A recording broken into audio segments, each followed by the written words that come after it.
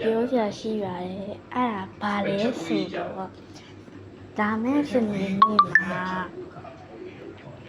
သိရမလားတို့သိကြတဲ့အတိုင်းပဲလာမဲ့စနေနေ့မှာချယ်လီဘာလို့မှာလဲဆိုတော့အဲ့လာမဲ့စနေနေ့မှာပေါ့နော်အခုလာမဲ့စနေနေ့မှာ event ရှိပါတယ်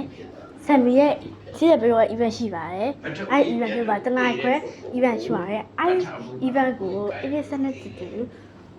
တော့ဖြစ်ပါတယ်80တော့မဟုတ်ဘူးနော် Novi 8နဲ့ Novi 8 Novi Blog 8နဲ့ကွဲလောက်မှာဖြစ်ပါတယ်ဆိုတော့ Novi Blog 8ကိုတိကျရမှာလားဒီသေးလို့ဆိုလို့ရှိရင်တော့ NOV ဒီသေးလို့ဆိုရင်တော့ NOVI BLO HRE NN လို့လည်းရှာကြည့်လိုက်ပါအမသူကပေါ်လာဖြစ်ပါတယ်ဆိုတော့အဲ့နေကြလို့ရှိရင်ဆိုရကြည့်ပါအဲ့နေကြရရှင်းရဘေးဘောကပေါ့နော်ဟိုဖြစ်မှာဆိုတော့ချိန်မှာဒီ private server မရှိဘူးပေါ့နော်